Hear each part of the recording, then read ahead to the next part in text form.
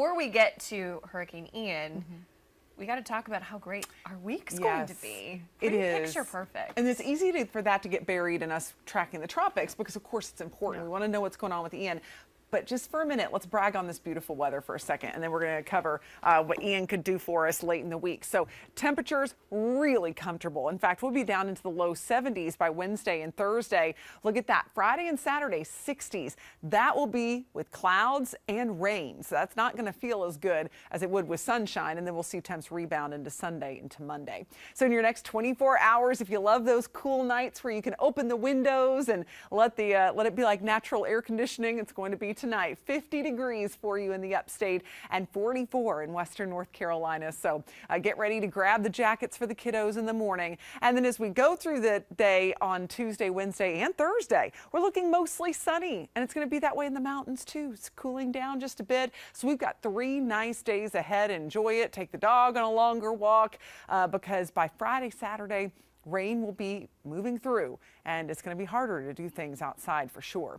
Humidity is actually going to be really suppressed. We're going to be in a very pleasant situation through Thursday, but notice how it begins to spike up. Really nothing too crazy, but it's going to start to get close to that muggy territory by Saturday. That's all because of that tropical moisture that will be moving in. So let's track the tropics. Of course, it's all eyes on Hurricane Ian, which is going to likely be a major hurricane here pretty soon. A Category 2 storm still waiting on the 11 p.m. update to come through as we'll be watching to see if that intensity has changed at all. But the latest track takes it up close to Tampa as we go toward late Wednesday, early Thursday. Luckily, it will weaken from major status at Category 4 to likely a Category 1 as it's moving on shore. It's going to be interacting with some drier air, some shear, so it's likely going to be weakening quite a bit as it moves on shore, but still a big deal for those along the Gulf Coast of Florida. And then as it moves into our area, or at least within the vicinity, see there's a wide range of possibilities here. Saturday, 2 p.m., it's going to likely be a depression, meaning that it will have lost a lot of its big wind, but it's still going to have a lot of moisture. Look at our spaghetti models. I mean, just all over the place, but that's kind of to be expected. We're still about 5 days out from impacts, and at this point, can't get the models to come together, but you notice most of them take the center somewhere near us, so there will be impacts. And I tell you what, that storm is going to explode with intensity because of the sea surface temperatures. We're going to see a major hurricane because we're looking at those temperatures in the upper 80s across the Gulf of Mexico. Very low wind shear in this area too. So that's the reason it's going to get so strong before it begins to weaken. It's going to weaken because it encounters some wind shear as it gets into Florida.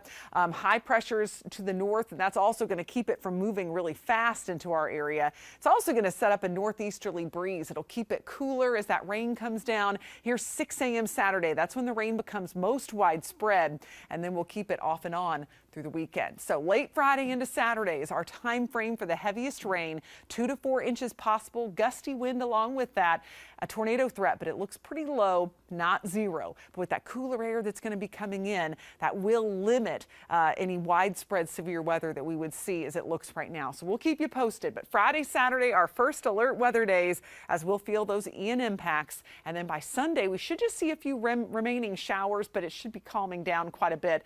But we'll be watching for you because this system could slow down even more and leave it a complete washout for the whole weekend. So we will let you know.